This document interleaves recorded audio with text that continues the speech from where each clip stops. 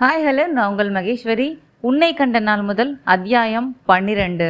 Chennai Meenambakkam airport வெகு சுத்தமாய் சுகாதாரமாய் மிக பிரம்மாண்டமாய் காட்சியளித்தது. மானசா சென்னைக்கு வந்து பல வருடங்கள் ஆனாலும் வழியில் போகும்போதும் வரும்போதும் பார்த்துவிட்டு போனதுதான், உள்ளே சென்றதில்லை. விமானத்தில் ஏற இன்னும் கொஞ்ச நேரம்தான் இருந்தது. அந்த நேரம் பார்த்து ஃபோன் வந்தது. அரவிந்த் தான் ஃபோன் செய்திருந்தான். ஹலோ மானசா, நான் அரவிந்த்.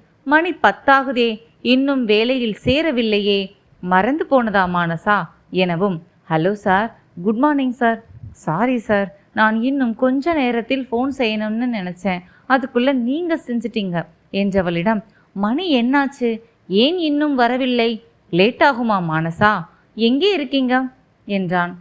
சார், நான் இப்போது மீனம்பாக்கம் ஏர்போர்ட்டில் இருக்கிறேன், மிக அவசரம், அதனால் இன்று வர முடியாது.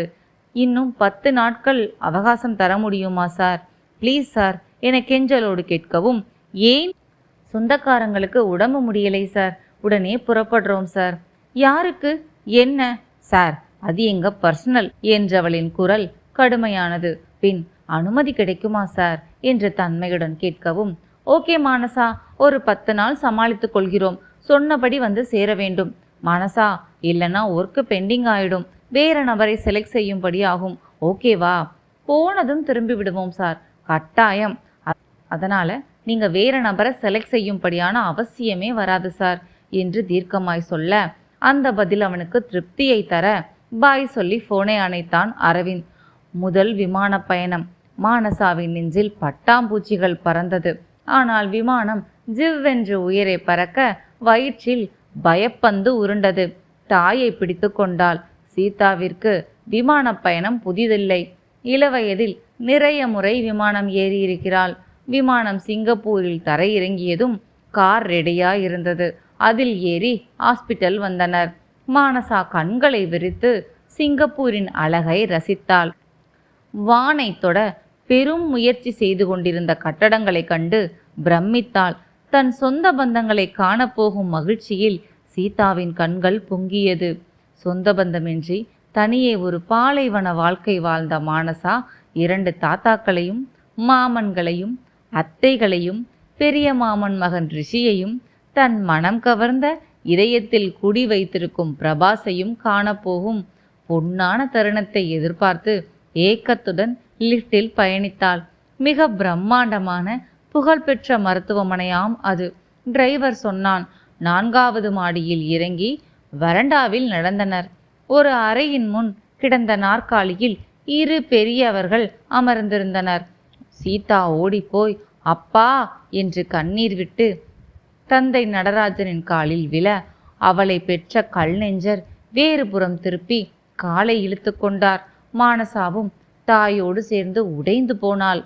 சித்தப்பா என்று நாகராஜனின் காலில் விழுந்து வணங்கினாள். சீதா, வா, நல்லா இருக்கியா, போ, உள்ள போய் உன் சித்திய பாரு என்று பட்டும் படாமல் பேசி அனுப்பி வைத்தார். தனது தாயை பெரிய தாத்தாவும் சிறிய தாத்தாவும் மன்னிக்கவில்லை என்பதை அவர்களின் செய்கையால் உணர்ந்தாள் மானசா. தாயை இறுக்கி தோளோடு அணைத்தவாறு அறைக்கு அழைத்து சென்றாள். அறைக்குள் சென்றால் பிரபாஸை பெற்ற லீலாவதி அத்தை ஓடி வந்து சீதாவை அணைத்து கொண்டது கண்டு கொஞ்சமாய் மனம் தேறினாள் மானசா. சீதா, லீலாவதி, மானசா மூவரும் பாசத்தில் உருகி நின்றனர். கண்மூடி உறங்கிக் கொண்டிருந்த மகாலட்சுமி அரவம் கேட்டு கண் திறந்தார். சீதாவை கண்டதும் மகிழ்ந்து சீதா, தேவி என்று வாய்க்குளறி அழைக்கவும் சீதா ஓடிப்போய் படுத்திருந்த மகாலட்சுமியை அணைத்து கொண்டாள். அழுதாள். பின்பு மகாலட்சுமியை மெல்ல தூக்கி தலையணையை முதுகுக்கு அணைப்பு கொடுத்து உட்கார வைத்தாள். சித்தி, உங்க பேத்தி மானசா தேவி. கண்ணீரோடு நின்று கொண்டிருந்த மானசாவை கை காட்டி சீதா சொல்லவும், முதியவள் செயல்படும் கையால் அருகில் வா என்று சைகை காட்டவும் மானசா அருகில் போய் பக்கத்தில் அமர்ந்து பெரியவளின் கையை எடுத்து நெஞ்சில் பதித்து கொண்டாள். கொஞ்ச நேரம் கழித்து, சீதா, நான் ஆஸ்பத்திரியிலேதான் பலியாய் கிடக்கிறேன், ஒரு 2 நாட்களுக்கு முழுசா நீ பார்த்துக்கோ சீதா, அப்புறம் டிஸ்சார்ஜ் செய்கிறதா டாக்டர் சொல்லியிருக்கார் என்றாள் லீலாவதி.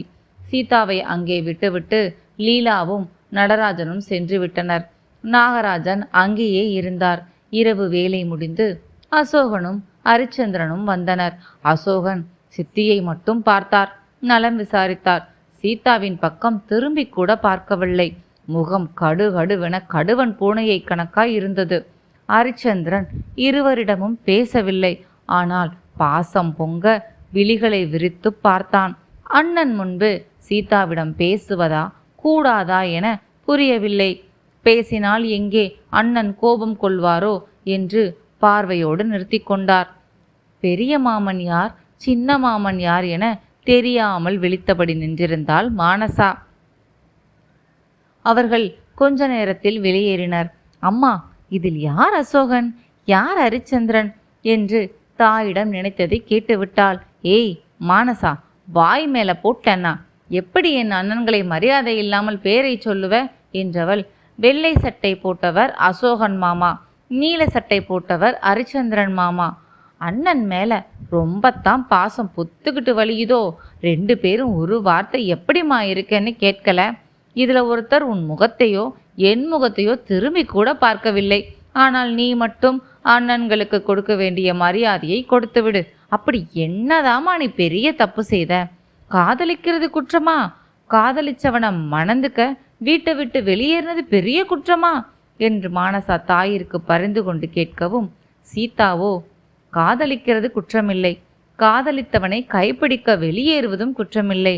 நான் எனக்கு மாப்பிள்ளை பார்த்து மணநாள் குறித்து திருமணத்திற்கு முதல் நாள் ஓடிப்போனால் எங்க வீட்டுக்கும் என்னை சார்ந்த மனுஷங்களுக்கும் எவ்வளவு அவமானம், எவ்வளவு தலைக்குனிவு.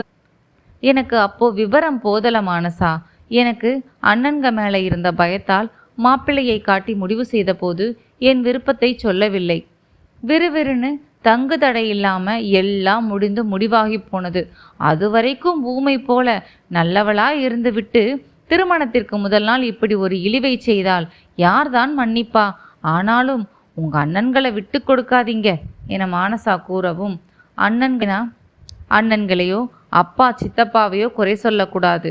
ஏன்னா நான் தான் 2 குடும்பத்துக்குமே செல்லப்பெண்.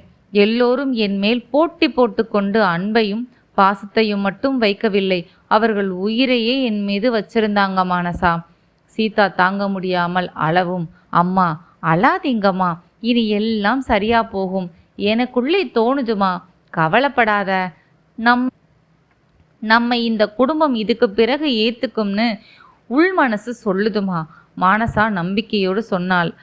அவளின் நம்பிக்கை பொய்க்கப் போகிறது என தெரியாமல். தேங்க்யூ ஃப்ரெண்ட்ஸ், நாளைக்கு எபிசோடில் பார்க்கலாம். பாய்.